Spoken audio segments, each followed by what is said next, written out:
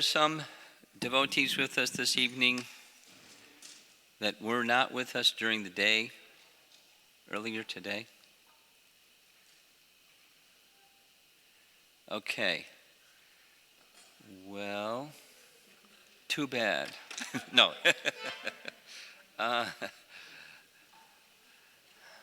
I'll try to summarize so that you're a little bit up to speed.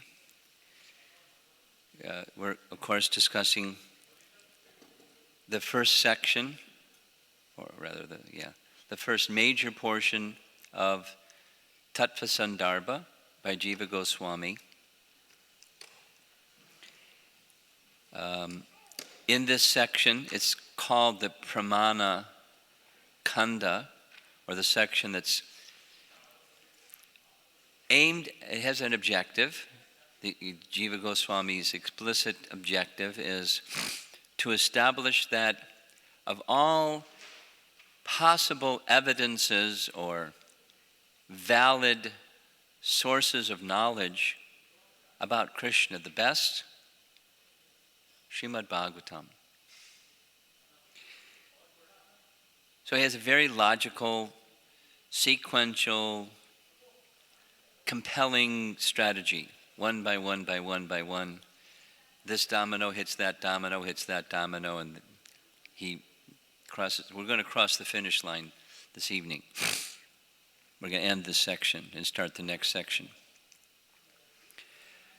So, of all the different possible evidences, pramana is, valid source of knowledge or proof.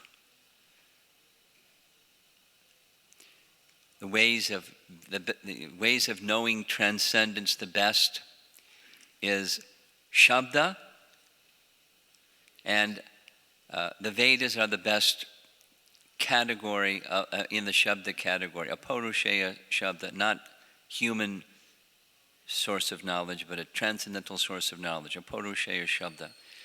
The next section, he takes on the question whether or not included in the Vedas are the Puranas, and many evidences, including from the Shrutis themselves, saying, yes, they're Vedas. Then he takes on the question, well, maybe when it says, Brihad Aranyakopanishad says that the Supreme Lord breathed out the four Vedas plus the Itihasas and Puranas, it must mean that those four Vedas include the Itihasas and Puranas, because there's different types of Sanskrit, and to be Vedic you have to have this kind of Sanskrit, so it must be within them. And then many references from those Shrutis that say they're the fifth Veda. So then he addresses the question, what's this fifth Veda thing? What does that mean, fifth Veda? And so he addresses that question in a variety of ways. Besides, the Sanskrit is different. They have the same Apurusheya source. And the four Vedas are used in Vedic sacrifices, but those that do the Vedic sacrifices, like in particular the Brahma Yajna, we won't go into the details of what that is. It's an essential one of five Pancha Mahayajna, five essential things that any Vedic Brahmin must do every day, a Brahma Yajna, and reference to the Itihasas and Puranas must be acknowledged to do the Brahma Yajna. So it has to be Vedic. Anyway, many different arguments back and forth dealing with people that have different schools of thought. And so he ends up with the Itihasas and Puranas. They're the fifth Veda, and they're equally as Vedic as the four Vedas, although there's a lot of people out there in the world today and during the time of Jiva Goswami, that at least before reading his writings, they didn't accept that. Maybe not afterwards, they still don't accept it. He makes his proof. Then he says, amongst the Vedas, the Itihasas and Puranas are better. And he gives his explanations why they're better. And then there's other doubts, and he brings them up and he addresses them, other doubts. And that's where we ended up. And now we're at the final section. And that is that Srimad Bhagavatam, amongst the Puranas, it's the best. Well, there was a prior section, there's a priority or hierarchy of Puranas, according to the modes of nature, primarily. And the mode of goodness, compared to passion and ignorance, are best.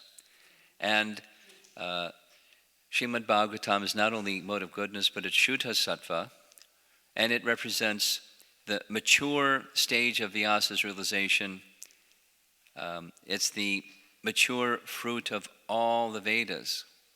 The Vedas are compared to a desire tree, commonly. And what's the thing that you want from a tree? You want its fruit. And the Bhagavatam is the ripened fruit of the tree, the desire tree of the Vedas. Srimad Bhagavatam can give you anything.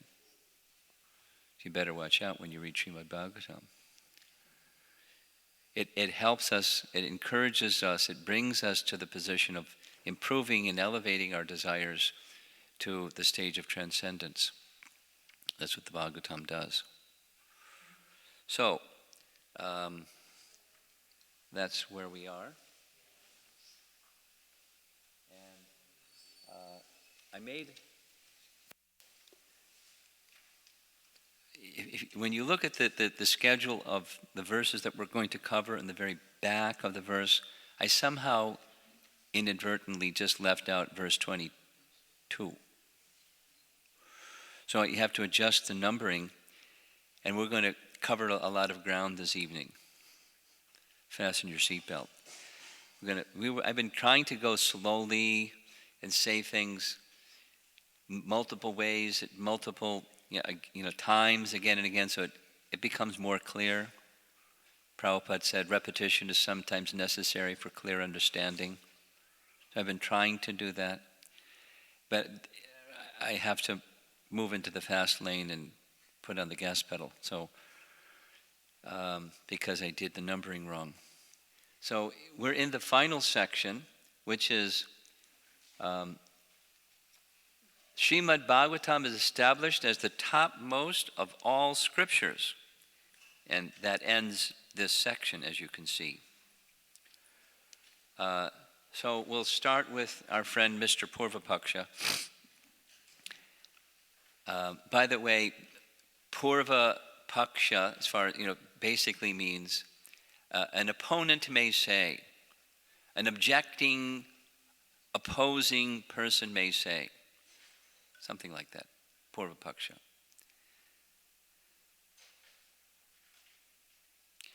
Well, so even so means, oh, perfect, thank you. Perfect. So, well, all right, you've been pretty persuasive. The Puranas are available in their fullness, and the language is understandable, and they provide a foundation for all the Vedas. In fact, there are statements that say, even if you're very knowledgeable in all the Vedas, you aren't going to have the right conclusion without the study of the Puranas and Itihasas. All right. Okay, so now, even with all of that, comes the question, is there a single standard that can reconcile all these Puranas, which discredit one another with divergent opinions, even when speaking of the same absolute truth? Someone might suggest that the powerful Saint Sri Vyasa wrote the Vedanta Sutra to do just that. Determine the purport of the entire Vedas and Puranas. Therefore, Mr. Purvapaksha will say, one should ascertain the meaning of all these scriptures by referring to Vedanta Sutra. But if you recall, way back in verse number 12, that was discussed. And there's some problems with that, which are the followers of sages who wrote other sutras, like Jaimini and others, Gautama, Vaisheshika, and so forth. They're not going to accept, they don't accept Vedanta Sutra. And even those that do accept Vedanta Sutra, they interpret in so many different ways and don't agree with each other. So we need something conclusive here. What authority, pramana, that's at the bottom, what authority can truly reconcile all this? So that leads into our final section. That was kind of a summarization, 18.2. Here's 18.3. Does it read 18.3? Yes. It should read 18.3. That's wrong.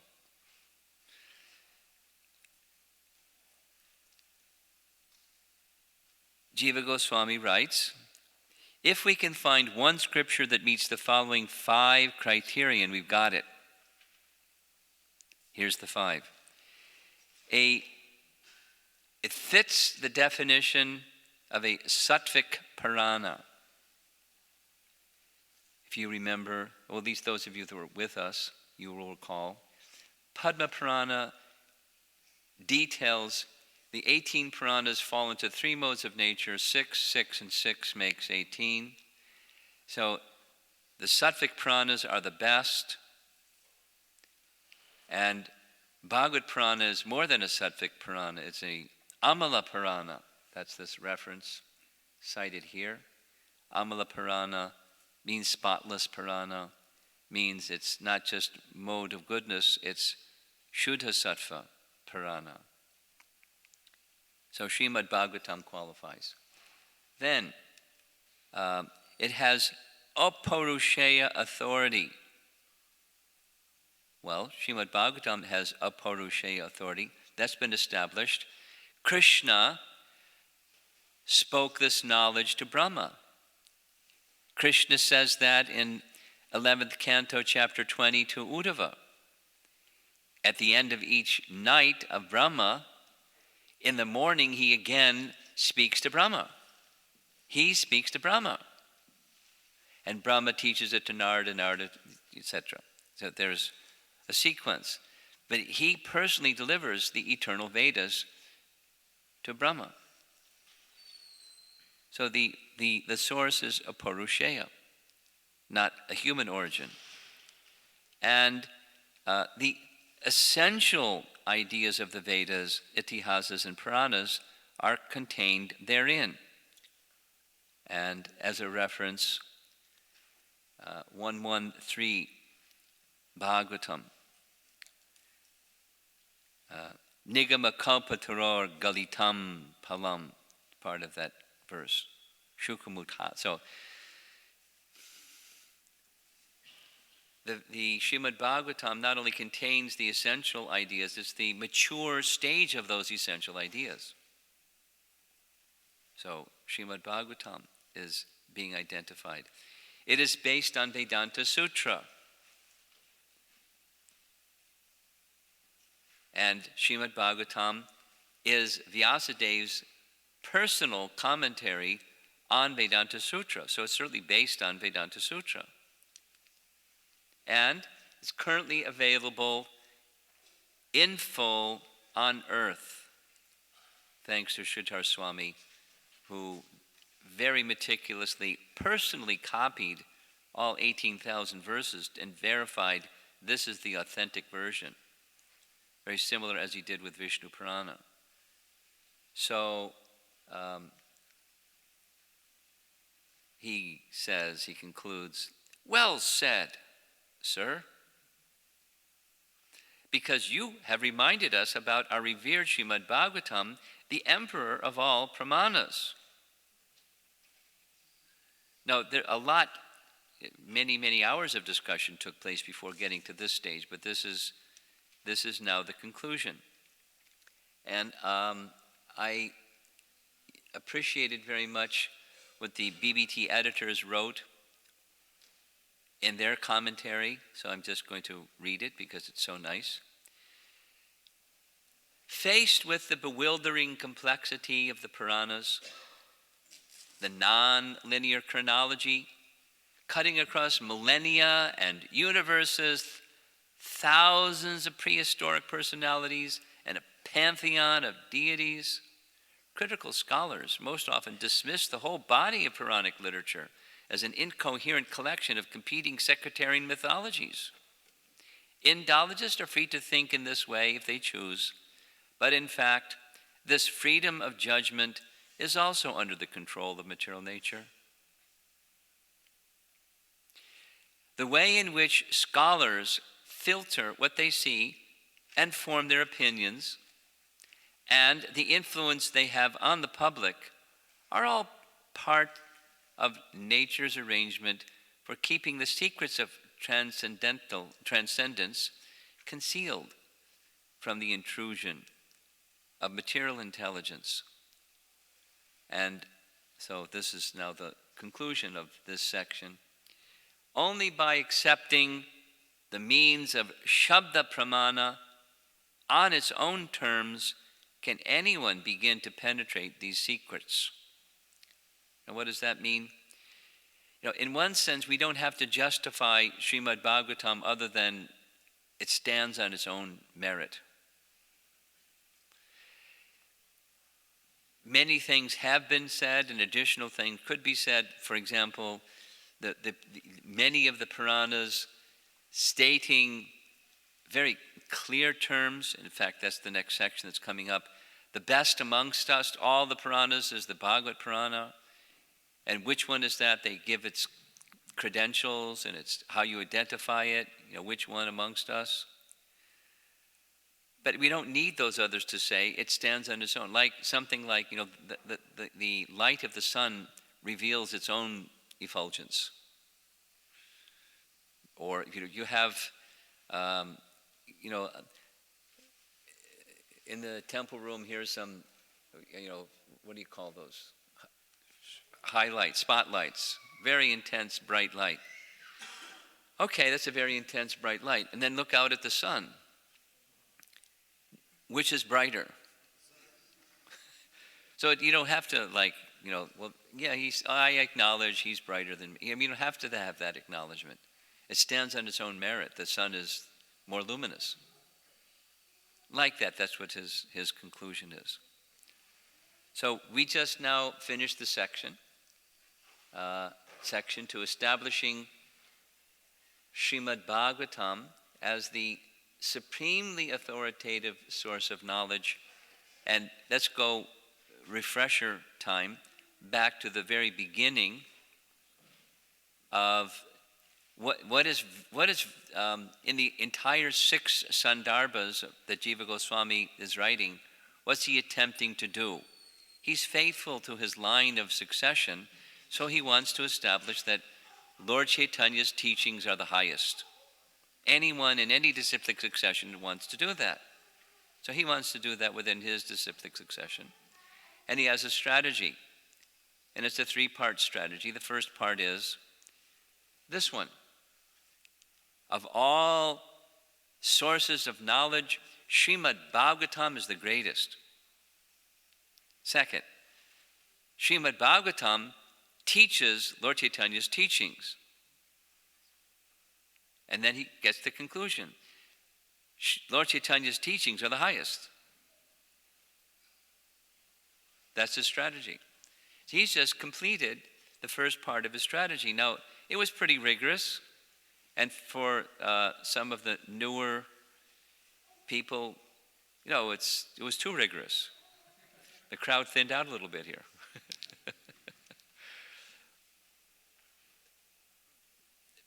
But the audience we've said this multiple times, the audience that he's dealing is not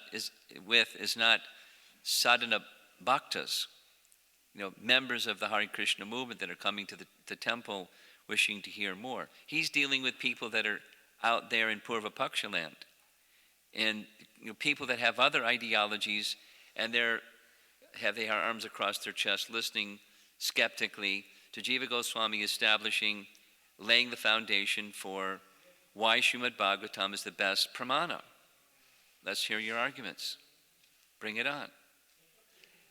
And it's compelling. He's done that work for that audience.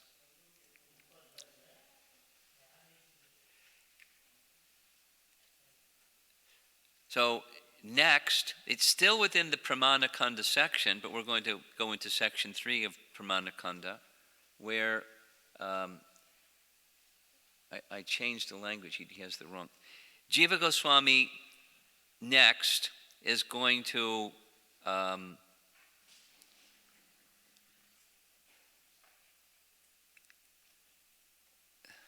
what happened here?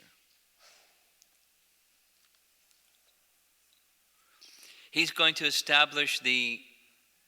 That's okay. That's not okay. Somehow these files get all mixed up. So, what the next section is, starting with text 19 to 26, the next section is, what is the Srimad Bhagavatam? What are the specifics that are said about Srimad Bhagavatam? What is Srimad Bhagavatam? And the reason he's doing that, for us, we don't have a problem. We know what Srimad Bhagavatam is. You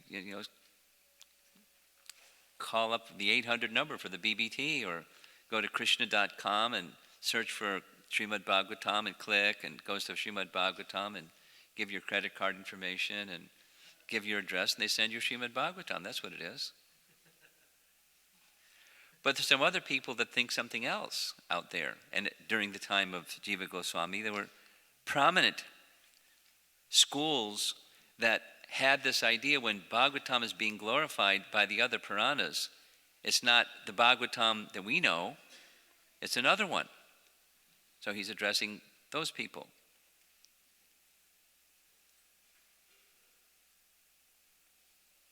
Okay, so can you go to the next? Wow, he's fast. Okay.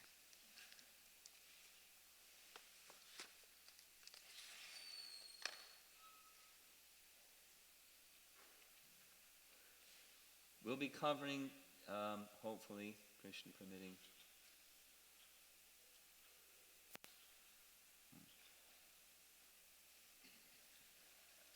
text 19 and 20. Authoritative descriptions of Srimad Bhagavatam. What is this best of all evidences that we're calling the Bhagavad Purana or Srimad Bhagavatam? So here's some of the characteristics of that Srimad Bhagavatam. And the first one that he spends time with is Srimad Bhagavatam is a natural commentary on Vedanta Sutra. Now we know from Srimad Bhagavatam how that happened. And I'll just narrate it quickly because most of us already know. Canto 1, Chapter 4, at the beginning, there's a question by the sages of Naimisharanya to Sutta. How did Srimad Bhagavatam appear? So, Sutta answers, Vyasadeva, being a Kala Gya, he could see past, present, and future. Kala means time, the 3 phases of time, past, present, future. He looked into the future, and he saw, yikes, Kali Yuga looks awful. And the people are going to have a really hard time. And the one of the features of Kali Yuga is people's memory is very short. And so to help them, I'm going to take that which is not in a written form and write it down, because when you write it down, then you can refer to it again if you have a short memory. So he took the sound vibration form of the Vedas and put it into written form. And we've been hearing this. He divided into 4, and he, what was the other term? Sangship. He condensed from 1 billion verses into 400,000 verses, the Puranas, etc., etc. And he trusted them to different people, different disciples, to look after them and keep them together nicely and maintain them with their disciples over generations. That's what he did. And after completing all that work, we hear from Canto 1, Chapter 4, he then stepped back and looked at the whole thing, and how did it come out? Like we might do, ladies, when you cook, how did it come out after you make the offering? You're really eager to see how people, did they like it? Isn't it? How much did they eat? I go through it all the time. He didn't like my cooking. Anyway, or an artist, or like the Madhupati. All the money that was spent to renovate this place. You make plans. You call Pavriksha and his team, get out there, and they do a lot of work and this and that, the heating system, and gobs of money. And so then how did it come out? Or, that dress the deity, and after you dress the deity, you step back, and you get the idea. So he's a literary person. Afterwards, he stepped back, and how did it come out? It didn't feel right. Something's missing. We all know that feeling.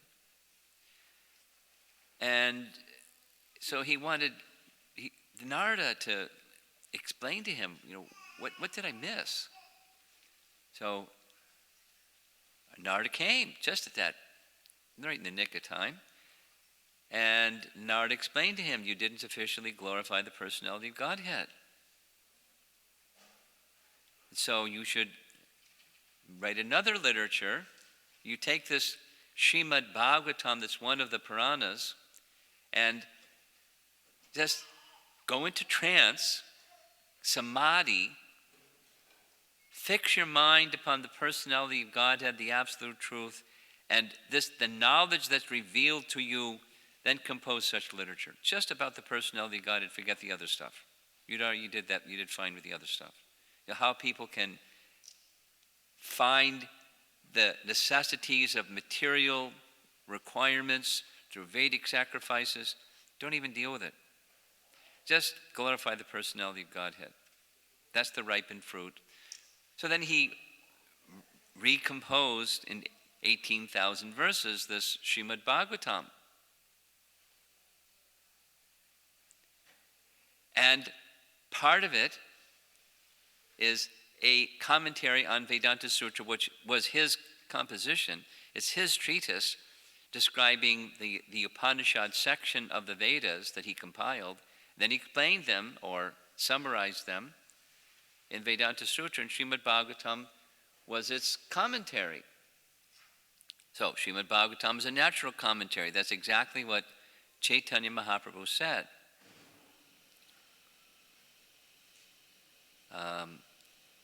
I'll read.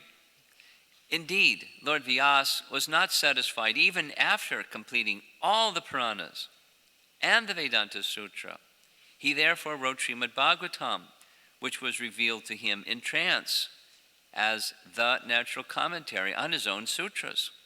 In Srimad Bhagavatam, we find the consistent reconciliation of all scriptures.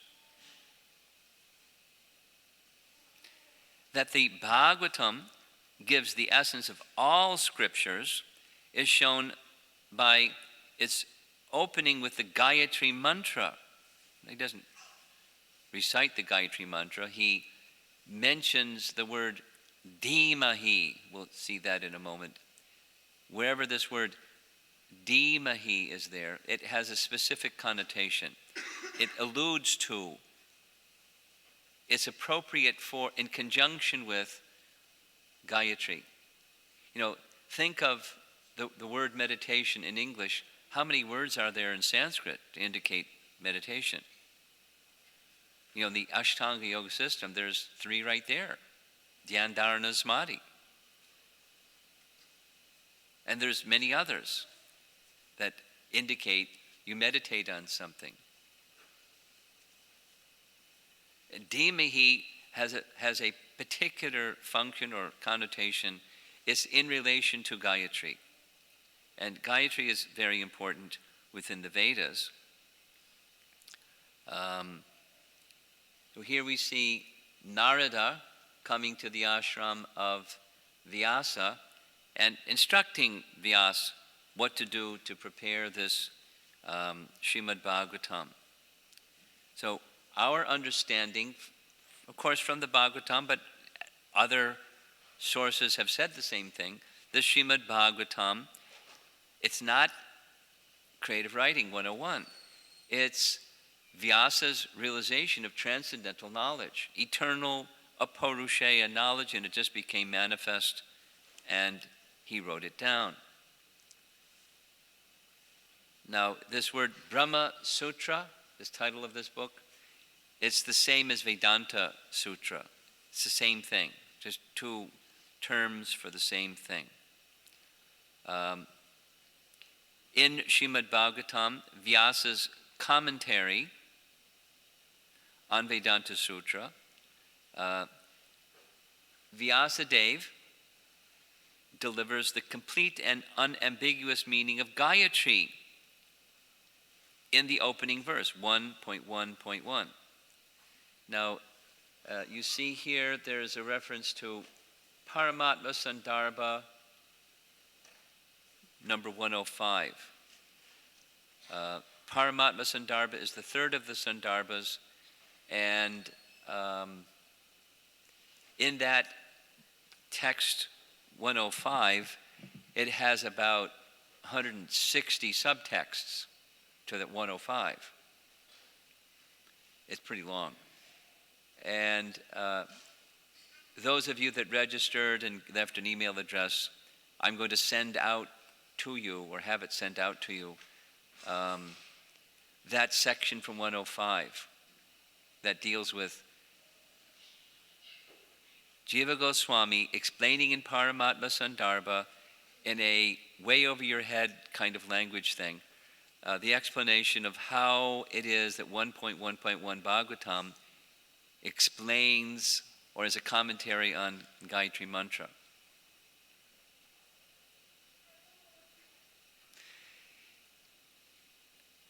And that's only like, a quarter of what that 105 is. The first part, he gives an explanation of 1.1.1 of how it explains the first 5 verses of Vedanta Sutra, word by word and concept by concept.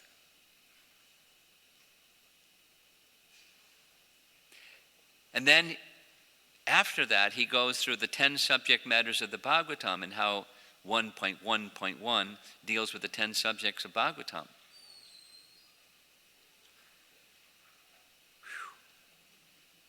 And that's one verse out of 110 of one of the sections of Paramatma Sandarbha that's one of 6. Where do you get this in your email box? Just the Bhagavatam 1.1.1 is a commentary on Gayatri Mantra. If you can figure it out, you're really scholarly. I spent a whole bunch of time this afternoon, and there's a hole in my head from how many times I was scratching my head.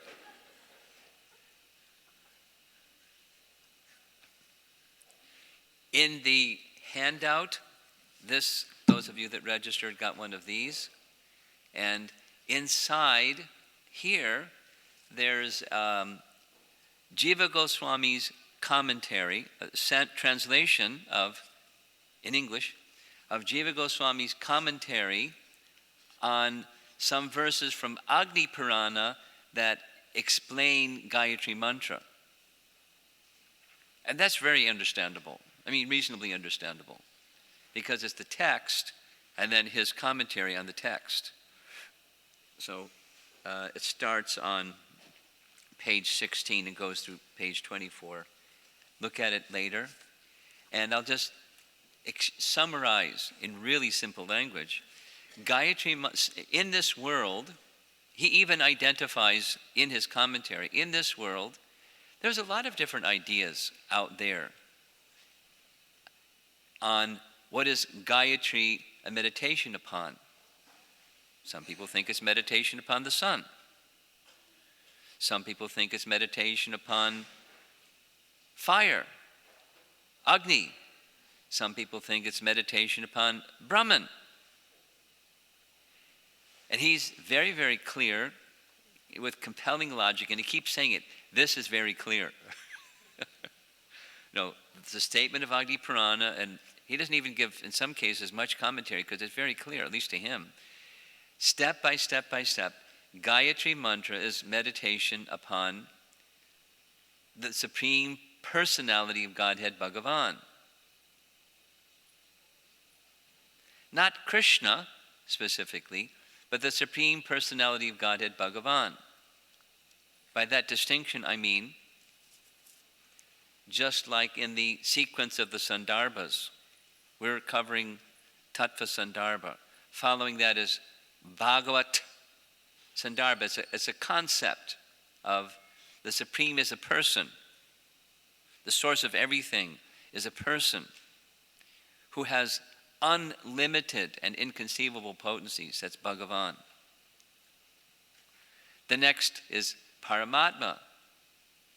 Using Radhika Raman's language, the features of Bhagavan, you shrink them a little bit.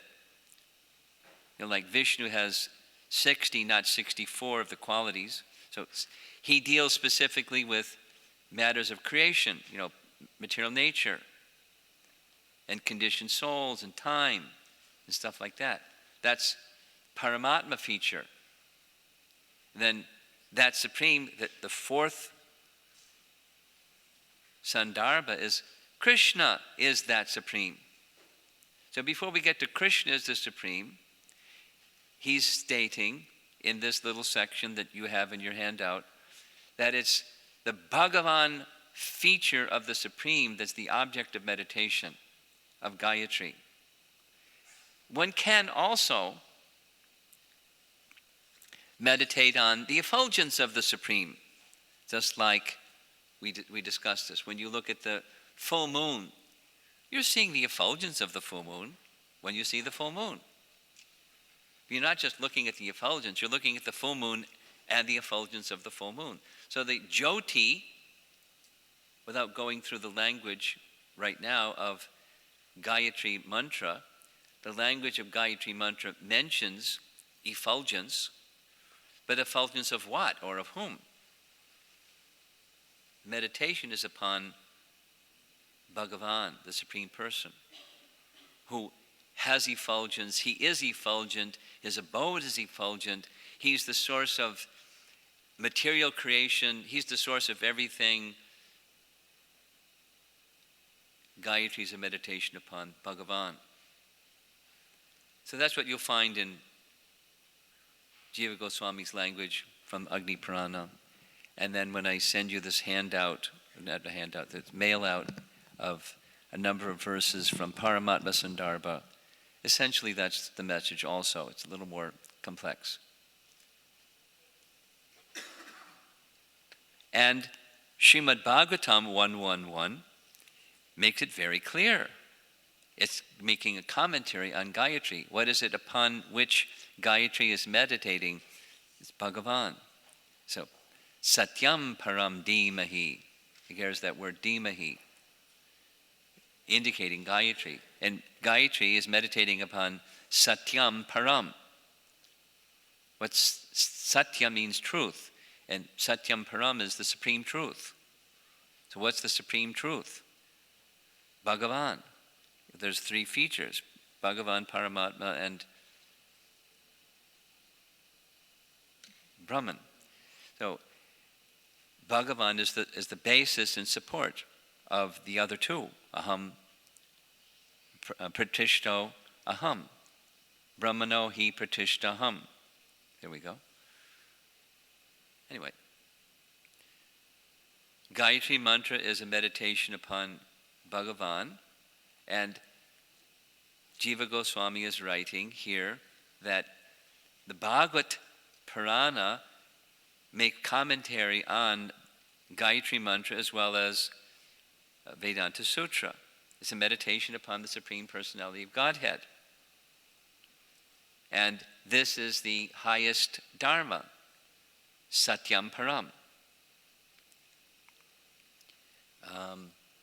Excuse me, a little mixed up.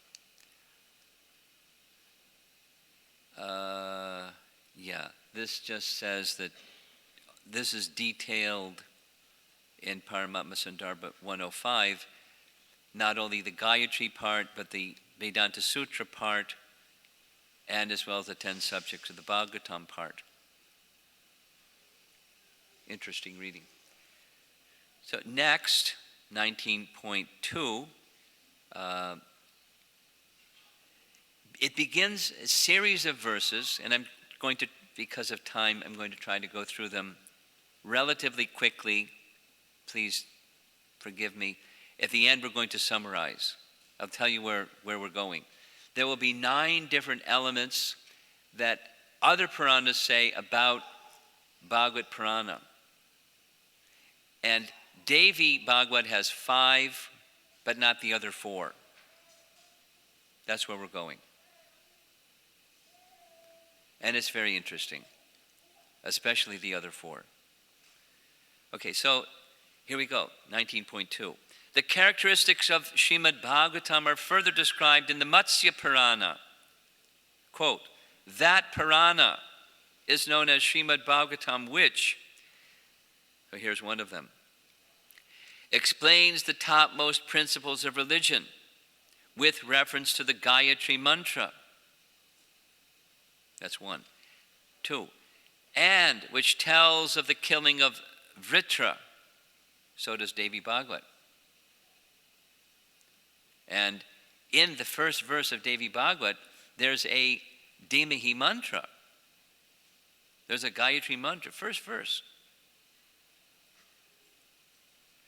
Okay, next. This Purana has 18,000 verses. Devi Bhagavad has 18,000 verses. Whoever writes out a copy of Srimad Bhagavatam, places on a golden lion throne, and presents it to someone in the full moon day of the month of Bhadra, that's August, September, will attain the supreme goal. Well, Devi rides on a lion. A golden lion.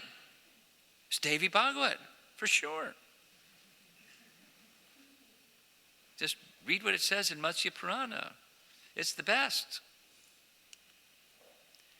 Now, he goes on further in 19.2 that this Gayatri Mantra has a very special place in all of the Vedas, so special that Gayatri Mantra is said to be the mother of all the Vedas. And the Vedas are the mother of knowledge, right?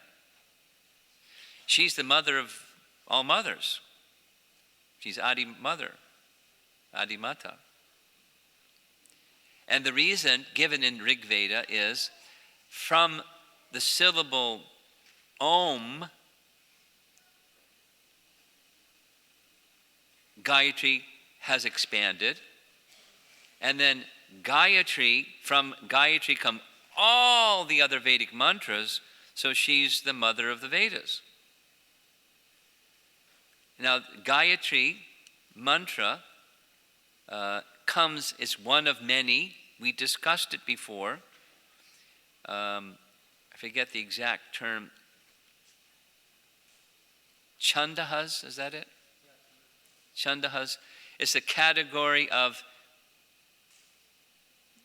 Prabhupada is translated as hymns from the Vedas, but Gayatri is one of them. In fact, she's the mother of all of them. And Gayatri mantra is the summation of all the Vedic knowledge in one mantra. So it's really important mantra. And if you want to know what that really important mantra is, read Srimad Bhagavatam, because it explains what it is.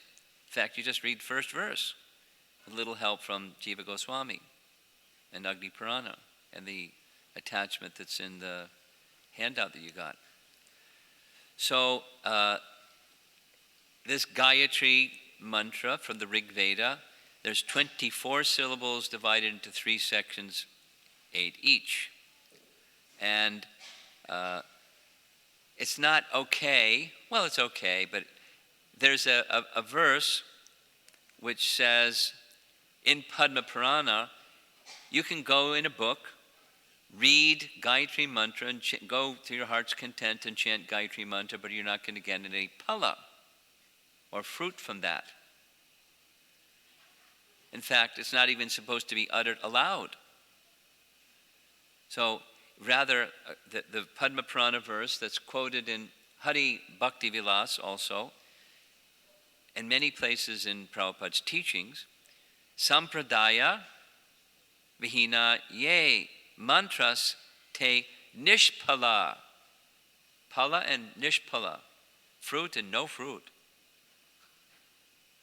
It is understood that whatever mantras you might chant will be fruitless if they have not been received through a bona fide sampradaya. So become initiated. Initiated means, diksha means giving of mantra. That must be received in that way. Now there's a little section where the word dhimahi is explored.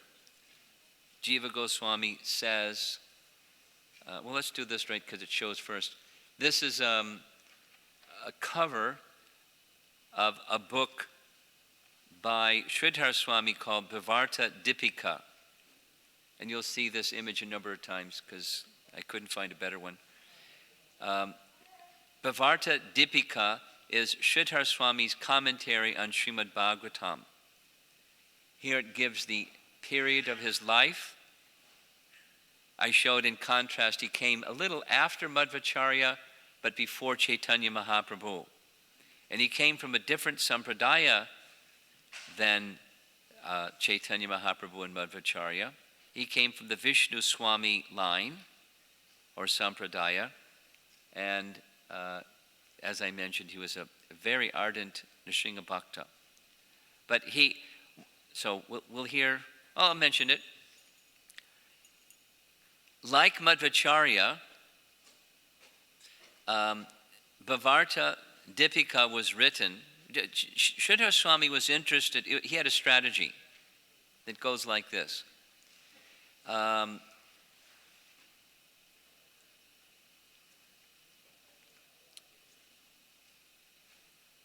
it's in something that's in your handout book also.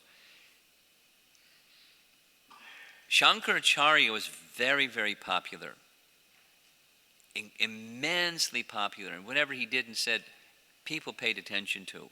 His incarnation of Lord Shiva, people paid attention to him. And one of the literatures he did not comment on was Srimad Bhagavatam, purposefully. But what he did do instead was he wrote a set of 8 poems that glorify Krishna with pastimes that are exclusively found in Srimad Bhagavatam, which means he read it, because otherwise he would know about the pastimes, and then he wrote poems glorifying Krishna. Govindashtaka. Govinda, Krishna, herding the cows, Krishna in Vrindavan, with pastimes exclusively. So after, he didn't comment because he didn't want to, touch, but he wanted to respect Krishna. In his line, following him, some of his followers thought, maybe we can adopt this and make it part of our doctrine. So they started making commentaries on Srimad Bhagavatam. In fact, one fellow, whose name I can't remember, he wrote a commentary. Fortunately, it was lost. One of those percentage of things that got lost. It got lost. But Sridhar Swami had a strategy. Well, these followers of Shankaracharya, they think it's supposed to be one of their teachings, so I'm going to write a commentary on Srimad Bhagavatam. That's a Vaishnava commentary, but if it's like too Vaishnava-like, they won't even pay attention to it. So he allowed purposefully some portions, but they're particularly in the 11th canto, the Navyogendra portion, and there's some other portions where, gee whiz, it looks like he's supporting Mayavad philosophy. It was a strategy. And Jiva Goswami accepts him as a perfect Vaishnav. Chaitanya Mahaprabhu accepted his commentary as the commentary to follow. He chastised Vallabha in thinking, I'll write a better commentary. So Jiva Goswami, following Chaitanya Mahaprabhu, makes reference again and again to Sridhar Swami's commentary. And Sridhar Swami makes a commentary on 111 Bhagavatam in his Bhavarta Dipika. And there he comments that the Gayatri mantra found in the first verse of Srimad Bhagavatam 111, that the Gayatri phrase indicated by the word Dhimahi begins this Purana. It shows that this work has the nature of Brahma Vidya. What's Brahma Vidya? It's transcendental knowledge, or knowledge of transcendence. Specifically Gayatri, it's commentary on Gayatri. So since the Bhagavatam is based upon Gayatri, which is, the mother of all the Vedas, naturally Srimad Bhagavatam explains the topmost principles of religion. And verse 1.1.3 says it. Nigama kalpataror galitam palam is the ripened fruit. Galitam palam. Satyam param dhimahi. Okay? So this phrase, Satyam Param Dhimahi, going forward now into 19.3, Jiva Goswami makes reference to something that was quoted in text 18, a Matsya Purana verse, where the word Gayatri is also mentioned as one of the qualifications of Bhagavatam. It includes the word Dhimahi. Dhimahi, Jiva Goswami says, it is an indicator, similar to what Sridhar Swami says. As soon as you see the word Dhimahi, that means Gayatri.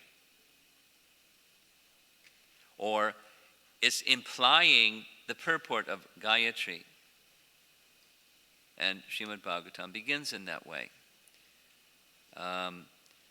Now comes a little of the details of 111 Bhagavatam, where Jiva Goswami writes this beginning phrase, Janmad Yasya Yataha, which, by the way, is the first sutra of Vedanta Sutra. It's 1.1.1 Vedanta Sutra. It's 1.1.1 Bhagavatam. No coincidence. He's explaining, Vyasadeva in the Bhagavatam is explaining Vedanta Sutra, but it also connects with Gayatri. How's that? A little technical, and I want to get through verse 20, so I can't do what I've been doing. I can't go slowly. I'm going to have to keep going. Sorry. This Janmad Yasya Yataha, the connotation of it is, Janma is birth, like Janmashtami, the birth of Krishna. So Janma Adi, beginning with creation, etc., and so forth. So creation, maintenance, and destruction. Krishna is the source of everything, creation, maintenance, and destruction, or his expansions as the Purusha avatars, which are expansions of Krishna. They're the Janma Adi. they are, by him, this universe is created, maintained, and destroyed. And Tene Brahma Hrida is in that 111. That's Hrida means heart, and Brahma received this knowledge within his heart, which is in 111, and it corresponds with a phrase in Gayatri. And those of you that are second initiated, or not second initiated, just were born in India and grew up with people that recite Gayatri all the time.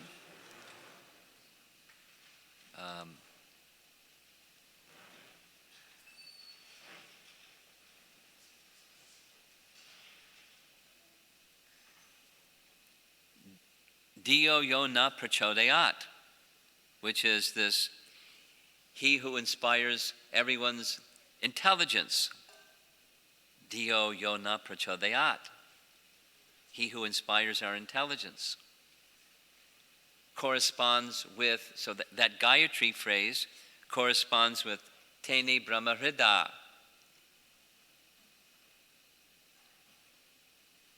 Krishna inspired the intelligence of Brahma.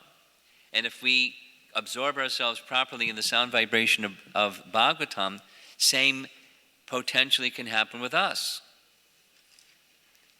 Tene Vishnudas Hridaya. Tene Jamuna Jivana Hridaya.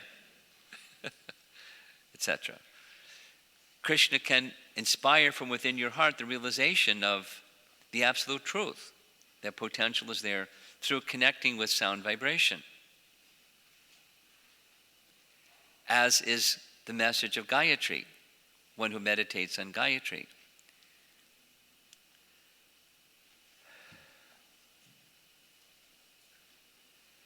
Jiva Goswami goes on, in the Bhagavatam's own words, Dharma prodita kaitavo tra parama. That is, paradharma is being presented in the other kaitava dharma kind, or cheating propensity kind, they're kicked out.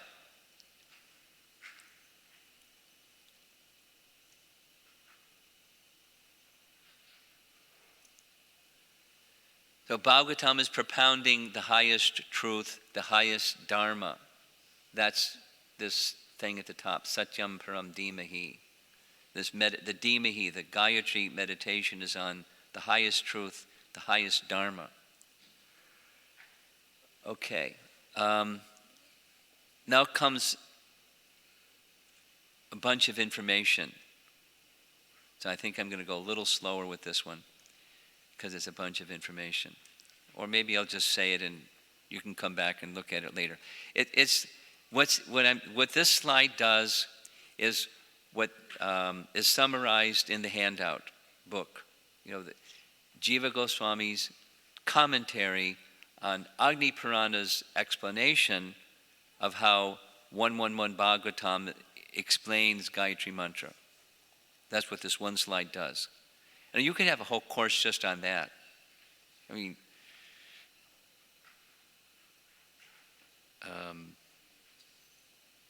Sachinandan Swami wrote a whole book on it. So we're doing it in one slide, and it's information overload, and don't worry about it. Hare Krishna.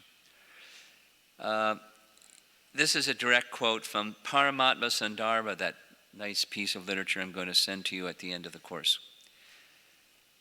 We should hold in mind, Dhimahi, that the supreme Varanyam, these are words in Gayatri Mantra, the supreme abode, Varanyam Bhargo, of Vishnu Savitur Devasya. He's helping us understand the words of Gayatri Mantra, how are we to fix our meditation when we're chanting Gayatri Mantra? So next time, those of you that are Gayatri initiated, you'll realize, wow, we really not properly fixing our mind on the meaning of the Gayatri. We're just making the sound vibration in our mind, but what's the meaning? So, May Bhargas, or the Lord, Yaha, inspire the intelligence of all living beings. Na Dio Prachodayat. May Vishnu, this is how he writes his commentary, sorted out. May Vishnu, who also has the forms of the sun and Agni, inspire the intelligence of all enjoyers of their karmas, both visible and invisible. Whew. What was that? Gayatri Mantra. So some of the words in Gayatri Mantra that correspond with 1.1.1 Bhagavatam, the Gayatri Mantra begins with Om, the Bija Mantra, and that Om corresponds with two things. Om Namo Bhagavate Vasudevaya. Unto whom is Om referring? It's Vasudeva, Krishna. Om. Or, Paramatma-Sandarbha says, also the phrase, Janma Dyasya Yataha. What's that? That's the absolute truth. The absolute truth is Bhagavan Krishna. Janma Dyasya Yataha, within that phrase. Okay, then next, Bhur, Bhuva, Svar. These indicate, the three planetary systems. Of the upper planetary system, there's Bhuloka, Bhuvarloka, and Svargaloka. So there they are. Those three correspond, from Gayatri, correspond with these statements found in 1.1.1 Bhagavatam. Trisargo Amrisha.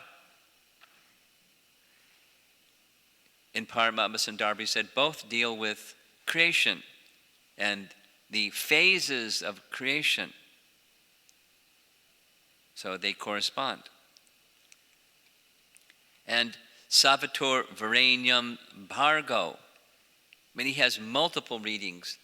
And if you read very carefully in the handout that's in your little booklet here, this one, he does a whole bunch of things with Bhargo. He says that's the main meditation. And Bhargo can mean this, that, and the other thing. Ultimately it means Vishnu or means Bhagavan. Bhargo. Now, Bhargo literally means effulgence. But he says the best of all effulgence, the Varenyam is the best of effulgence, is the Lord's abode. And guess what? In the Lord's abode is the Lord, because that's what it means, his abode. Like the palace of the king. Guess what? The king's in his palace. That's why he called it the palace of the king. So Krishna Loka means Krishna in his abode. So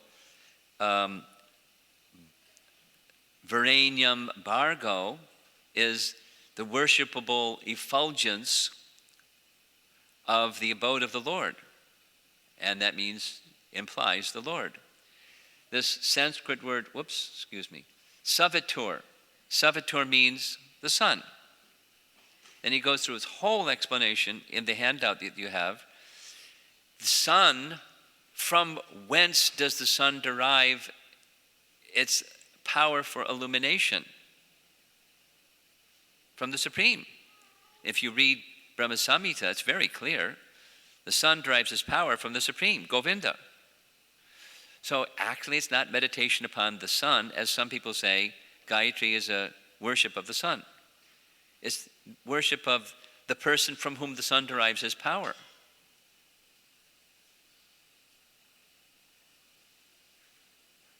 Which is the message of Gayatri, which is the message of the Vedas. Someone may worship the sun, someone may worship the demigods.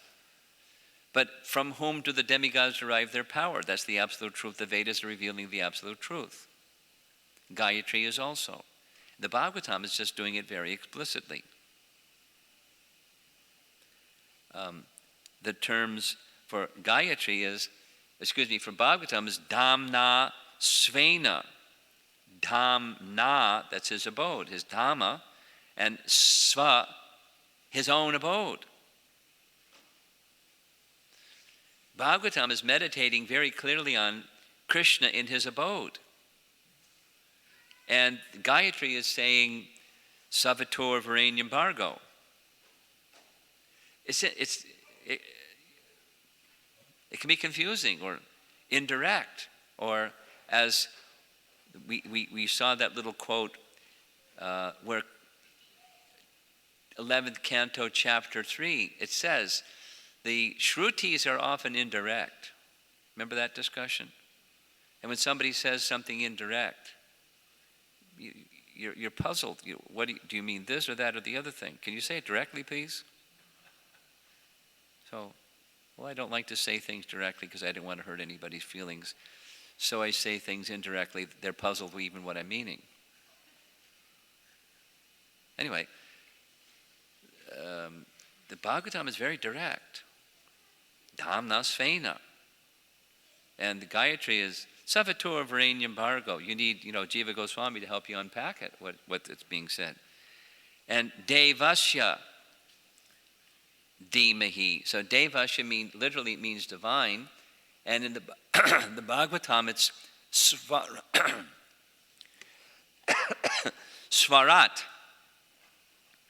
Svarat means transcendentally independent. No, those of you who have been around the Hare Krishna movement for a little while, you know there's only one person that's transcendently independent. And it's not Bhakta so-and-so. It's Krishna. Only he is transcendentally independent. And everything else is dependent on him. There's one absolute truth from which everything else comes, this Janmad Yasya Yataha. He is Svarat, or Devasya Dhimahi. Gayatri, the mother of the Vedas, is having us meditate on the divine Devasya Dhimahi, absolute truth, who is a person, Bhagavan.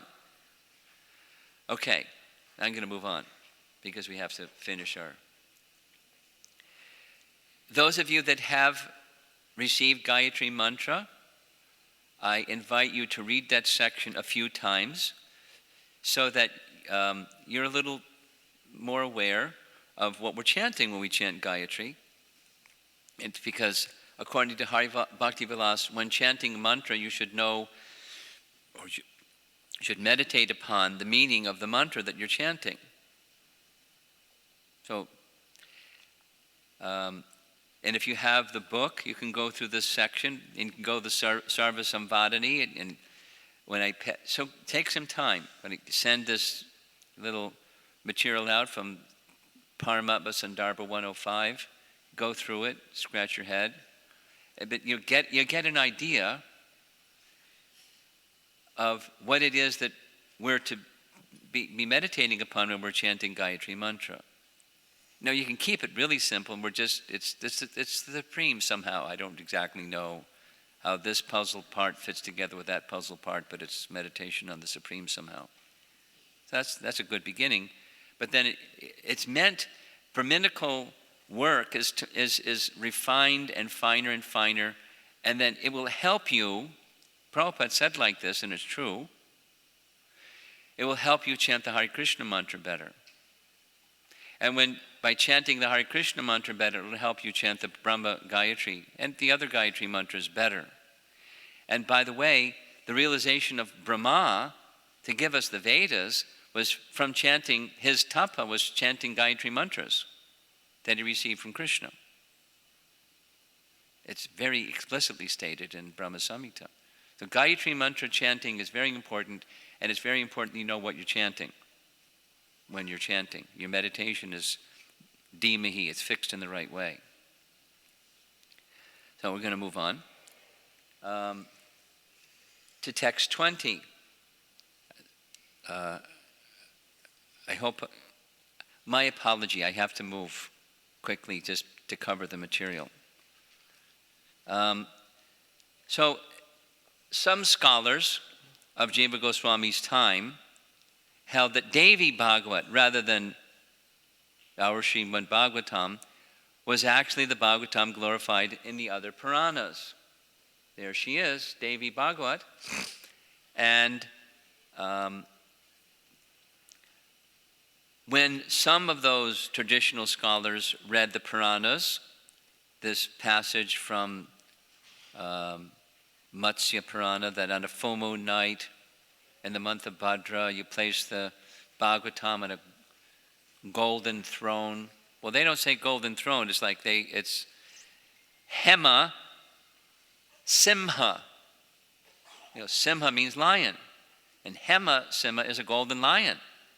There she is. She's riding on a golden lion. It's Devi Bhagavat. But there's things, other places you'll see in this list of 9 items, that it's not Devi Bhagavat.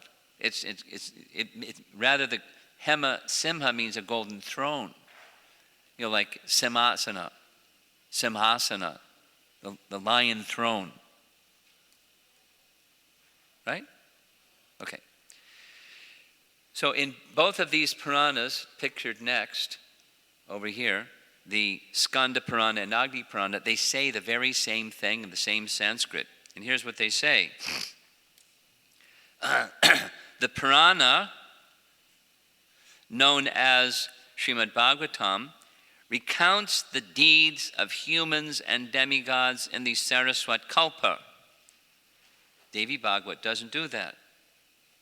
It explains the supreme religion in terms of Gayatri. Well, it does that. And narrates the slaying of Vritrasura. It's a different narration than Srimad Bhagavatam's, but it does that. It has 18,000 verses. Devi Bhagavat has 18,000. And whoever writes a copy of the Bhagavatam, places it on a golden lion throne, presents it to someone in the full moon night of the month of Bhadra, attains the supreme destination. They both say the same thing. So this one that's in red there, that's something the Devi Bhagavat doesn't have. And then here's another very nice reference. We'll just say, who is this?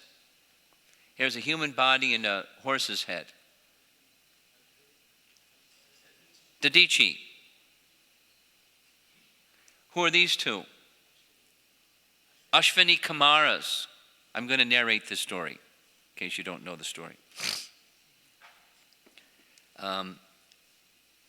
Yet another Purana, this is from Sridhar Swami, he doesn't say which one, but authoritatively we accept it, Jiva Goswami accepts it.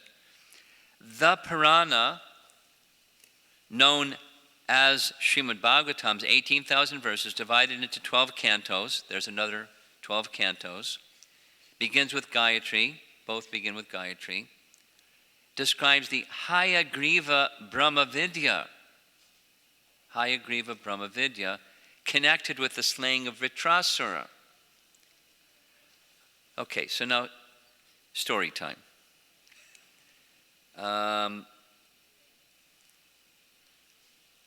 Hayagriva Brahmavidya. Well, let's just, before we go here, we'll just, in the 6th canto of Bhagavatam, Indra does a few boo-boos. Indra got all puffed up and had a big festival for himself in Indraloka. And the spiritual master, Brahaspati, came in, and Indra was so filled with himself, he didn't even notice that Brahaspati came in, didn't offer him respect or anything. And Brahaspati can understand, he's in Maya. And he just walked out. He left. He not only left the festival, he left. And when the festival was over, his wife said, "Did you notice that Brahaspati came in and then he left?" "Oh, really? Why didn't you tell me?" "Well, you were too filled with yourself." So he panicked and he started looking for Brahaspati. He couldn't find him anywhere. And he had one of his experiences. He had offended his spiritual master just by not paying attention to him in the proper way. And the Daityas were, bad news spreads fast. Somebody has a problem and everybody knows about it somehow really fast. They didn't even have, email and text messages. They just found out right away. No Facebook and nothing like that. They just went over to the Daitya community, and Shukracharya, their spiritual master, said, hey, guys, Brihaspati's gone. All their power comes from Brihaspati, and he's gone. You know what that means? Get your weapons, guys. So they got their weapons, and they took over Indra's kingdom. Real easy. And Indra, started crying. I lost my kingdom. So he then, they went to Lord Brahma. Brahma scolded him, said, Indra, when are you going to learn? You keep doing this thing. But I'll tell you what, I'll give you a solution. You can go to, what's the priest's name? Vishwarup. Vishwarup is really qualified. He knows lots of mantras, and he'll give you a mantra that can protect you, and you can go back and fight Indra and you can win. Go to Vishwarup. He's the son of Twashta. He's really qualified. So Indra went to Vishwarup. Vishwarup was very reluctant. He gave his reasons why he was reluctant, but he then solved the reasons for that were preventing him, and he became their purohit.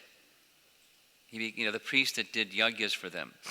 So he showed Indra how to do Narayana Kavacha, how to protect himself by mantra, touching different parts of his, like we do with tilak. Om Keshavaya Namaha, Om Narayanaya Namaha.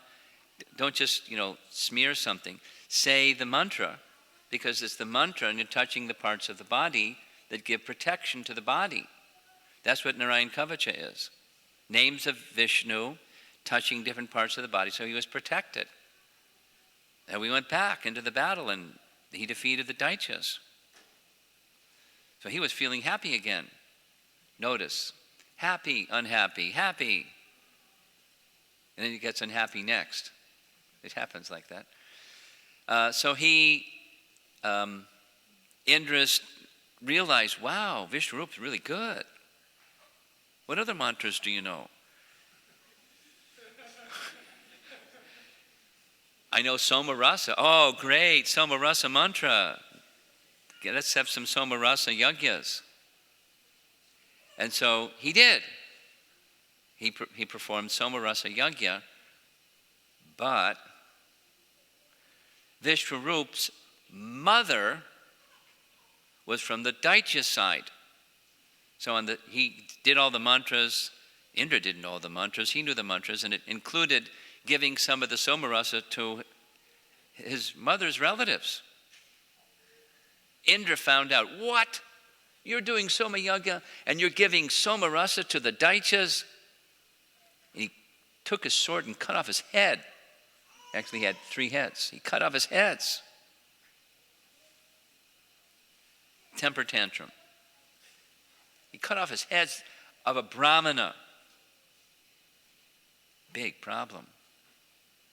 Murder of a Brahmana, his priest. The father of Vishwarup, his name is Twashta. There's many other details. Twashta performed a yajna to create a demon that would kill Indra. But he got 1 syllable wrong.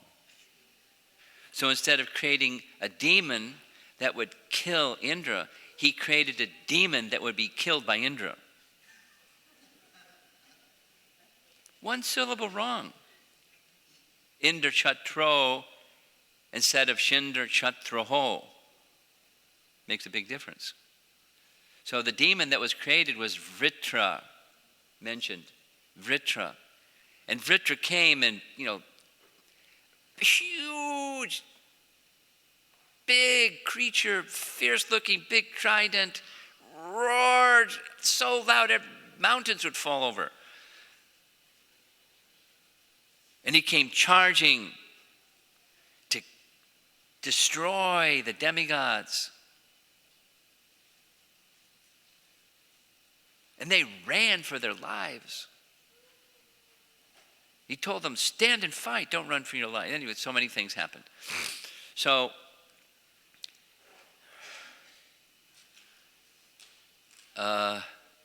Indra went to battle. He threw his club at Vritrasura. Vritrasura caught it with his 2 fingers. He took the club and smashed Indra's elephant, knocked his elephant on the ground. Indra looked up at Vritrasura, trembling. And Vritrasura spoke transcendental knowledge to Indra. So Indra didn't know what to do. He had gone to Vishnu. Actually, this is in between. He went to Vishnu. Help! What to do? This terrible. Vishnu said, go to Dadichi. He's very generous, very, very magnanimous Brahmana. Ask Dadichi for his bones. Ask Dadichi for his bones. And he'll give you his bones. And when you get his bones, you take his bones to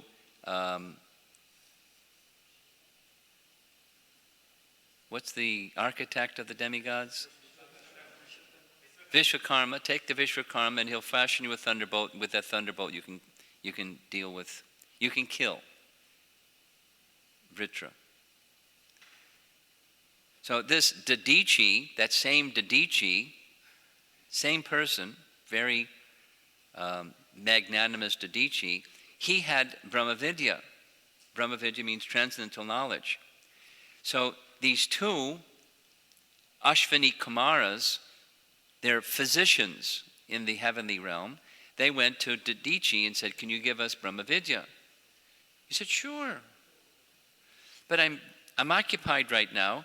You come back later and I'll give you Brahmavidya. So they went away. Thank you. We'll be back in a while. Meanwhile, Indra heard. Dadichi's going to give him transcendental knowledge. So Indra came to Dadichi and said, don't give them transcendental knowledge. If you do, I'll cut off your head. But he's a Brahmin, he's given his word. So the 2 Ashvini Kumaras come back and say, okay, we're ready for Brahmavidya. Can you give us Brahmavidya? He said, well, there's a problem. Indra just came and threatened me. He said, if I give you Brahmavidya, he's going to cut off my head. And they said, no problem. We're royal physicians. Here's our suggestion. We'll cut off your head, put on a horse's head, and through the horse's head you can give us Brahmavidya. When Indra comes and cuts off the horse's head, we'll put back on the other head, and you'll be fine.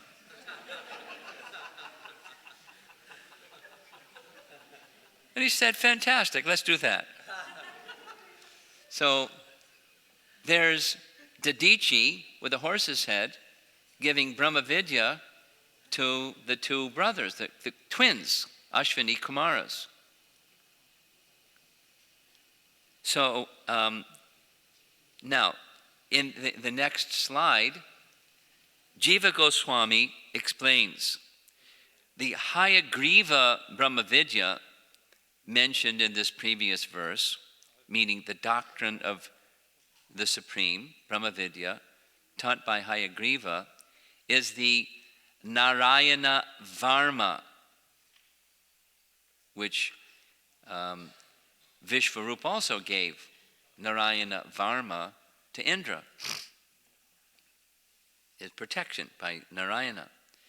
Since it is narrated in the same context with the killing of Vritra. In other words, in the Srimad Bhagavatam and in the Vedas, there's a number of different Hayagrivas. So you have to get the right one. It's the Hayagriva that isn't in the Devi Bhagavat, where Dadichi gives transcendental knowledge to the Ashwini Kumars. It's not mentioned in the Devi Bhagavad. It is mentioned in the Srimad Bhagavatam. In fact, here's the reference, Srimad Bhagavatam, Canto 6, Chapter 9, verse 52. And we're going to see the Sanskrit in just a moment. He who has the name Ashva Shira. Stay tuned, we'll go through the detail. Sridhar Swami, bless him, or he's blessing us. He gives this commentary on this section of the Bhagavatam, where we get further confirmation that the Narayana Varma is in fact a standard teaching of Brahma Vidya. Quote, upon hearing this and feeling honored, Dadichi, anxious not to break his promise, instructed the twin Ashwini Kumaras in the knowledge of Pravarga, sacrifice, and Brahma Vidya. Let's see here. Yeah. Okay. There's some slides that are missing here. There's some slides that are missing. I don't know where they are.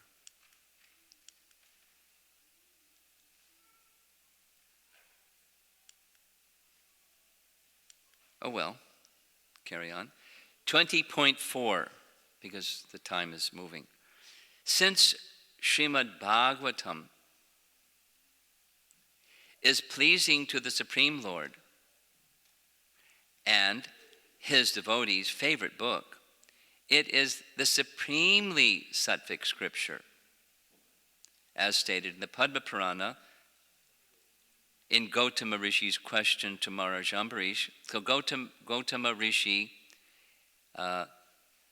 is speaking with Ambarish Maharaj, who is a Krishna Bhakta. Ambarish Maharaj is not only a Vaishnava, he's a Krishna Bhakta. The advice in Padma Purana is, O Lord of the earth, do you recite, this is speaking to Ambarish, he's the emperor of the world, do you recite Bhagavad Purana before the deity of Lord Hari, especially the history of king of the demons, Prahlad Maharaj? So this is, this is Sattvic Purana, not Devi Bhagavad. It's not a Sattvic Purana. What's a Sattvic Purana? It glorifies Vishnu or Hari. You with me? Bhagavad Purana is identified as a Sattvic Purana. That is, it glorifies the deity of Hari. And then again, another reference. Gautama further instructs Ambarish in the section glorifying, he was observing Ekadasi and breaking Ekadasi on Dvadasi, and he's instructing him how to do it. One should stay awake throughout that night, the Ekadasi night, and hear scriptures that narrate stories of Lord Vishnu. Well, that's not Devi Bhagavad. And his devotees, especially Bhagavad Gita, the 1,000 names of Vishnu, and the Purana narrated by Shukadev. Devi Bhagavad is not narrated by Shukadev. So there's some places that overlap and some that don't. So which one is the real Devi, one is the real Srimad Bhagavatam or Bhagavad Purana? They both may stand up, but only one of them is the real one. And, we're almost done, and elsewhere, in the Padma Purana we find this statement, O Ambarish, if you wish to end your material existence, then every day you should hear the Bhagavatam that was narrated by Shukadev. And you should also recite it yourself. And in the Skanda Purana, yet another reference that says, finally we find the following statement in the Prahlad Samhita of Skanda Purana, a person who stays up on the night of Ekadasi and recites Srimad Bhagavatam with devotion before the deity of Hari. Well, that's not Devi Bhagavad. goes to the Lord's abode along with his family members. Okay, so now here's the summary. From these multiple Puranas that are speaking about the characteristics of Srimad Bhagavatam, here's the 5 that are shared with Devi Bhagavat. It begins with Gayatri Mantra. It narrates the slaying of Vritrasura. It has 18,000 verses. It has 12 cantos. And it includes the story of Prahlad. Similarities end. Describes the Hayagriva Brahma Vidya. Devi Bhagavat doesn't do that. Recounts the histories of humans and demigods who lived during the Saraswat Kalpa, or Shweta Varaha Kalpa. That's the day of Brahma that the mode of goodness is prevalent, or the first day of Brahma. Spoken by Shukadev. Devi Bhagavat doesn't. A narration related to Lord Vishnu, or a Vaishnava literature. Devi Bhagavat doesn't do that. Here's Devi Bhagavat is an Upapurana. That means it has less than 5 subject matters. It has 18,000 verses, lots of glorification of Devi. And it begins the very first verse with Dhimahi.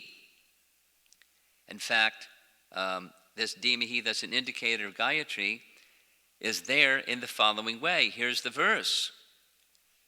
Vidyam cha Dhimahi, where the translation is, let us meditate on that primal energy, Devi, of knowledge, who embodies all living beings. May she inspire our intelligence. There's Vritrasura. This is the slides that I couldn't find. There they are. So there's different Hayagrivas found in the scriptures. In Srimad Bhagavatam, there's a demon named Hayagriva. And what he did, he was killed by Lord Vishnu. And Lord Vishnu did this in a form where later he restored the Vedas back to Brahma. Hayagriva the demon was trying to steal the Vedas, and Hayagriva then delivered the Vedas back to Brahma. And when he did so, he did with a horse's head, just like, like this painting also shows. So there's a demon Hayagriva, there's the Lord Hayagriva, there's one of the nice paintings of this form of Lord Vishnu. And here's what I was looking for. There's Dadichi, there's his Dadichi head, and there's the horse's head. And he's giving this knowledge of the Vedas to these 2 twins, the Ashwini Kumaras, and there's Indra ready to come and cut his head off. But no problem, he puts his head back on and everything's nice. So during this instruction session, Dadichi, through the medium of his horse's head, is giving these 2, Prana Vidya and Narayana Kavacha, or Narayana Varma. Now here's what I was looking for. So here's the Ashwini Kumaras receiving Brahma Vidya from Dadichi. So the little history, these 2 twin brothers, they were sons of Vadava. Vadava was the daughter of the sun god Vivaswan and Sangya, who is also known as the river Jamuna, or Yami. So while Yami was wandering around on earth in the form of a mare, these 2 sons were conceived. They're twins, daughters of Sangya, of Vadava. Daughter of Vadava, who was the daughter of Sangya. Okay, so there we go. This is the scriptural reference from Canto 6, Chapter 9, where it says, the translation, Dadichi gave Ashva Shira mantras. Now, Ashva means horse, and Shira means head. So Hayagriva also means head, and Ashva Shira also means head, horse-headed. So here's the next verse. He who was called Horsehead, that's Dadichi, because there's different Hayagrivas or horse, so the demon, the personality of Godhead Vishnu, and the Brahmana, Dadichi, who instructed Brahmavidya, he who was called Ashvashira. Hayagriva has the same meaning. So,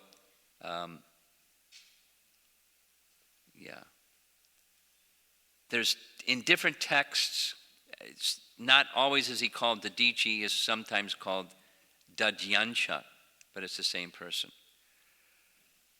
Okay, so we're finished with this section. Conclusion is these 9 items, these are with Devi and Bhagavatam, these are only with the Bhagavatam, and so now we know when the Bhagavatam is glorified, which Bhagavatam we're meaning. Now, for all of us, we know what Bhagavatam is. No problem. But you may, or at least Jiva Goswami did, during his time, there were a bunch of people who had a very different idea than what all of us have. And we may meet them. And so if we meet them, or some scholar comes along and says, how do you know? Well, you can just say, well, Prabhupada said so. That's how I know. I never thought otherwise. And they'll go, you sentimentalist. They may not say it, but they'll. So now we're prepared to know what the Puranas say about the Bhagavatam and its glories. Which one is it? It's the one that's spoken by Shukadeva Goswami, where Brahma Vidya is given by Dadichi. And, these other items that are mentioned in the list. It's describing the activities of human beings and demigods during the Sweta Varaha Kalpa, or when the white boar incarnation appears.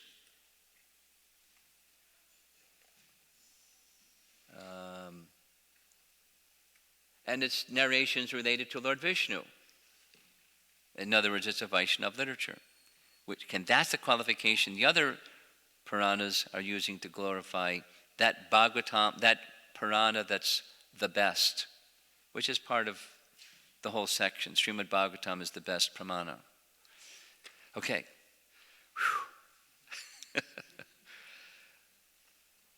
I wish I could have gone slower, but the clock didn't slow down.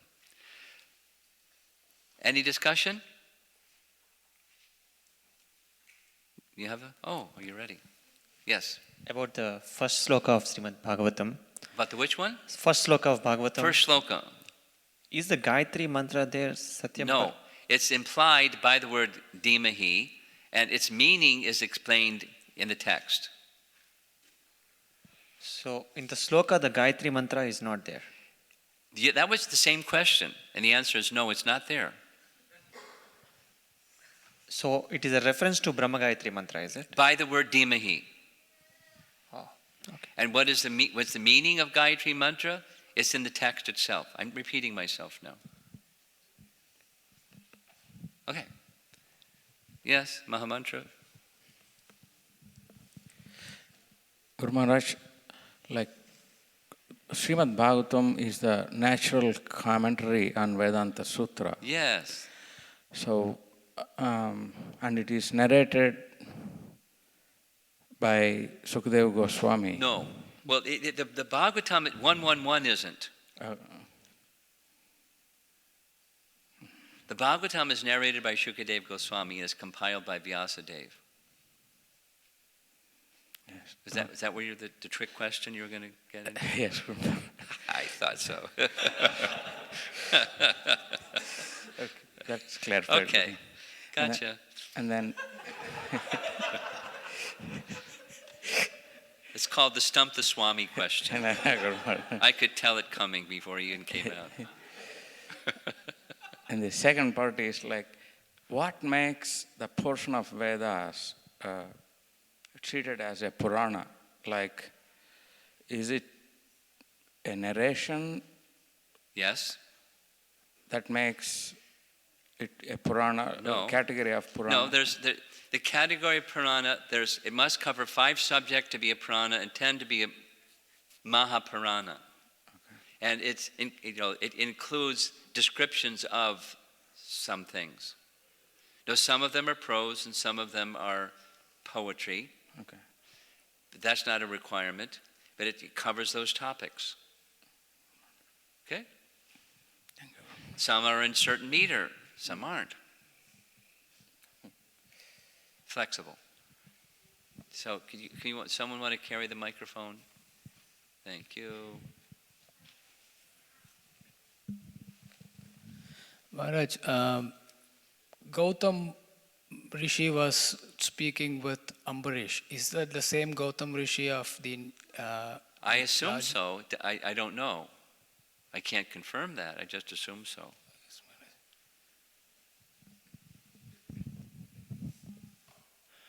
I was appreciating how Srimad Bhagavatam is such an amazing literature and that It's amazing. it's so explicit and accessible compared to Gayatri Mantra. My question is meditation on the first verse of Srimad Bhagavatam equivalent for one who's not, let's say, second initiated? Oh, yeah. Equivalent to the Brahmana meditating on the Yes. Gayatri Mantra? Yeah, it's the meaning of Gayatri Mantra. It has the same spiritual potency. It has the same spiritual potency. It doesn't have the same form, but it's like, here's a little Prabhupada story. When the devotees first got the printing press, the ISKCON press, whatever you call those, there's certain adjectives, something press. So the person in charge of the press had an idea. He presented to Prabhupada. Would it be okay to print a Bhagavad Gita, just the verses, that you could carry around in your pocket and from time to time pull it out and then recite the verses and put it back in your pocket? It'd be very convenient. That'd be okay. Prabhupada said no. And his explanation why was there are many translations of Bhagavad Gita and they don't so much differ in the verses, they differ in the meaning of the verses. And how people can understand the meaning of the verses without the purports? So he said no.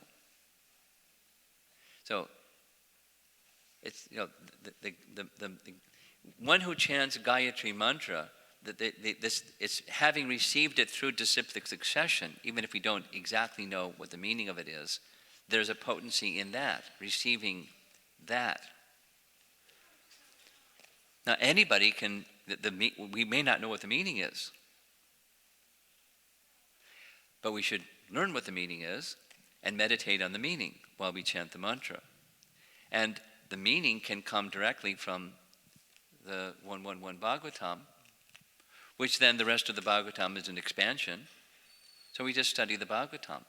And that will help us become qualified to become receivers of Gayatri Mantra and then enter into the chanting of Gayatri Mantra properly. One helps the other. One helps the other. Anything else? Guru Maharaj. Oh. Thank you very much for preparing our faith with these wonderful discussions and also helping us communicate the faith to others. One question that I had was in relation to the Purva Paksha that you started off with. Could you keep the microphone over there? Yeah. Where you mentioned that the other proponents of the sutras or other teachers would not accept the Vedanta Sutra, and so how is it that they There's will two be accepting? things. Some have they have their own sutras, and some that accept Vedanta Sutra, they have their own renderings of Vedanta Sutra, and they disagree with each other. Both. Now, Okay, I didn't fully understand at that point. Okay, that makes it clearer. Okay, so we're all set? Okay, thank you. Okay. Maharaj, I would like to understand what it means by natural commentary and the commentaries of our... Natural means the author himself. That's very natural. You know, let's say, Prabhupada's example is, you know, the book Sajahan. And then people would speculate why he called the book Sajahan, and Prabhupada said, just ask the author why he called it Sajahan. He'll tell you. That's very natural. So if we want to know what Vyasadeva meant when he wrote Vedanta Sutra, ask Vyasadeva what he meant. That's natural. Like that, natural. The other is unnatural. One more follow-up question, Maharaj. What is the necessity to write the commentaries on Vedanta Sutra again by different, like Sampradayas, they write? Well, the purpose, here's a good question. The purpose is,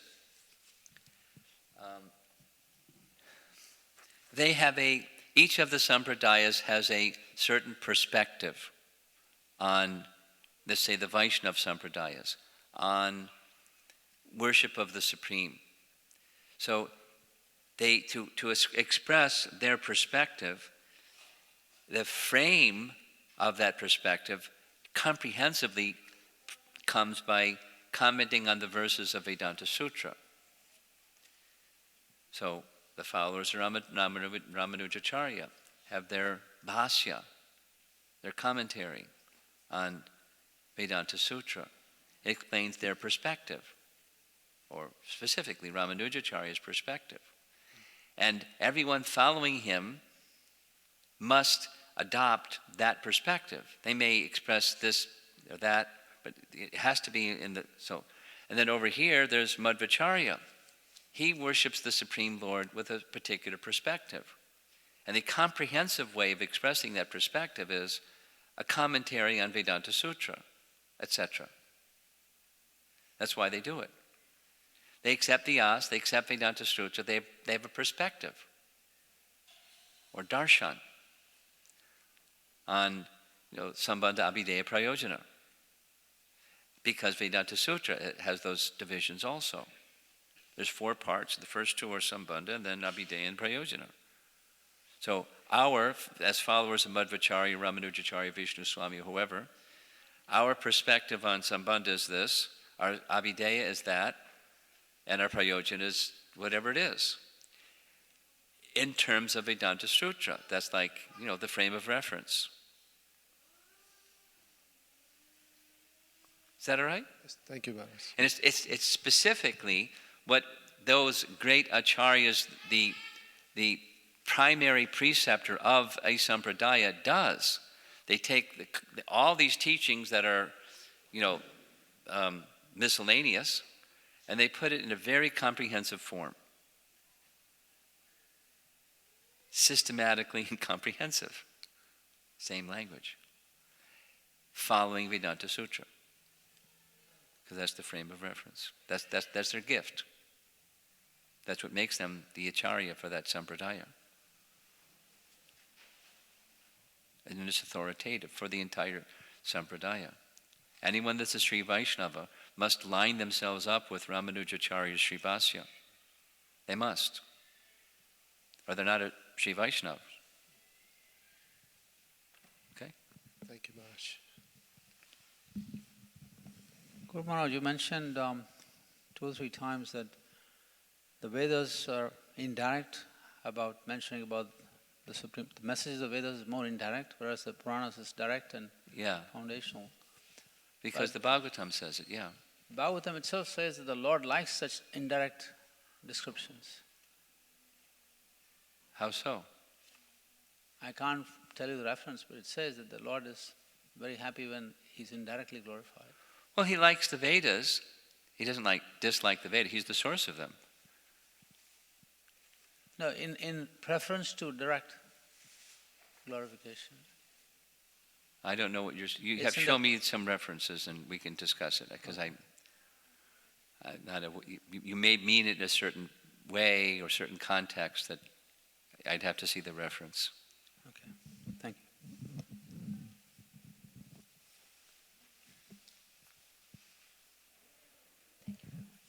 Hare Krishna Maharaj. Maharaj, when we started our session today, the first slide where we were talking about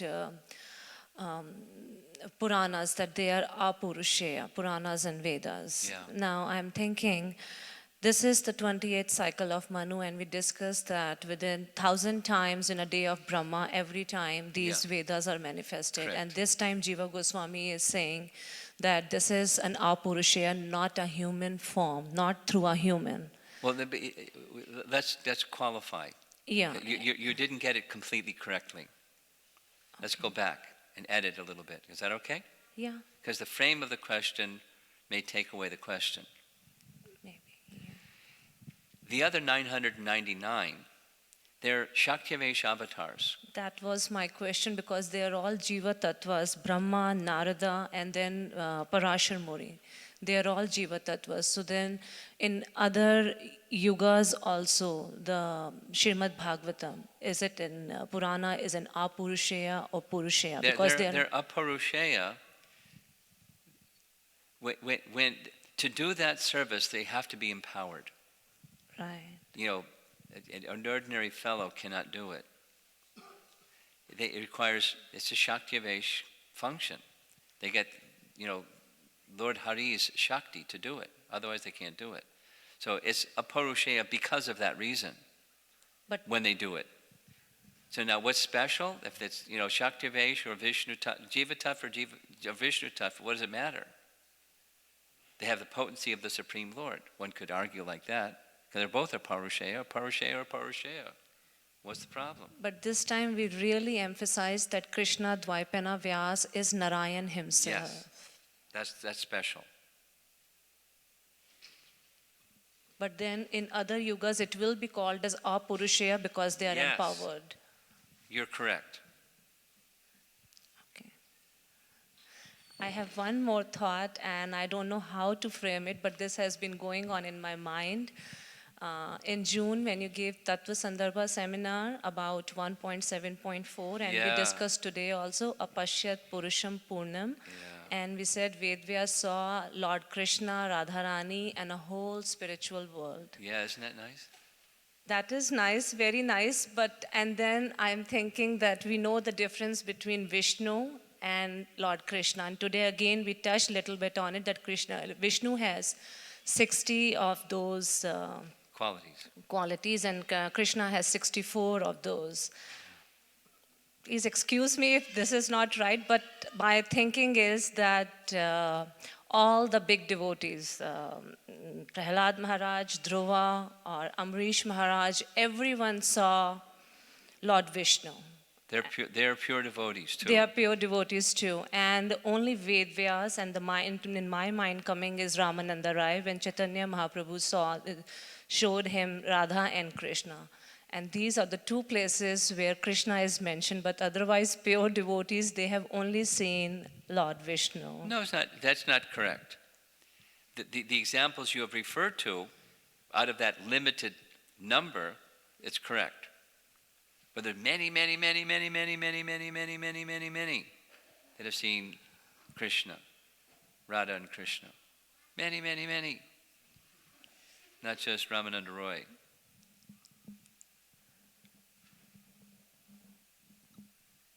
And then I'm also connecting it with that. During that time, you said that Sridhar Swami said that all the Purusha avatars, they have been given an upadhi because of the connection with the material world, even though they are not directly involved in that. This is very technical, but go ahead. So that's why I'm thinking they are a little lower, and we know that, and we know there is a difference between Vishnu, Mahavishnu, and Krishna. But then why is it? You already answered that. There are many instances. Many. Join them through association, not like you're big and Prahlad Maharaj and Ambrish Maharaj are small. They're pure devotees. We don't minimize their devotion at all. That would be an offense. Right. there's great fortune in getting the association of those who, like the goddess of fortune, came to know of the rasa dance, wished to participate in the rasa dance, and was unable to participate in the rasa dance as long as she was thinking of herself as the goddess of fortune. But to change that from Aishvarya Bhav to the mood of the residents of Vrindavan requires the mercy of the residents of Vrindavan. That's very special. And, we have received mercy from our founder Acharya, who is carrying that mercy. Just stay at his lotus feet and you're in good place. And don't make offenses. Yes, I'll try. Okay? Thank you. Anything else? Okay. Madhupati in the back. Can someone carry the microphone to Madhupati in the back? It's 9:30. We're going to make this our last question. I had a quick question on the follow-up of that question. Aren't the pure devotees satisfied in their relationship with the Supreme Lord? Just like we hear about Hanumanji Yeah. from Brihad Bhagavatamrita when Narad Yeah. Muni comes and Yeah. says, accompany me to the Yadavas, I believe, or the Pandavas. Pandavas, yes. Yeah. And Hanumanji says, no, though he knows that Krishna, the Supreme Lord, is satisfied in Yes. worshipping Sita. Yeah, he's satisfied.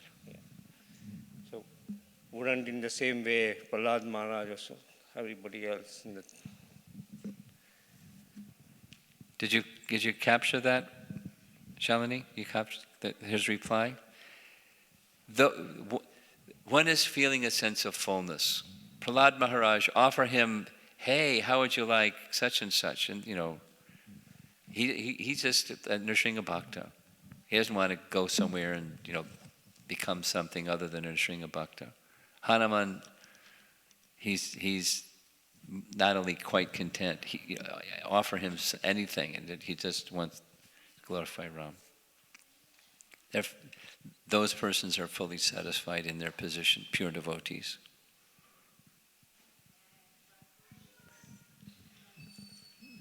We're going to end. It's time to end. You can come and speak after.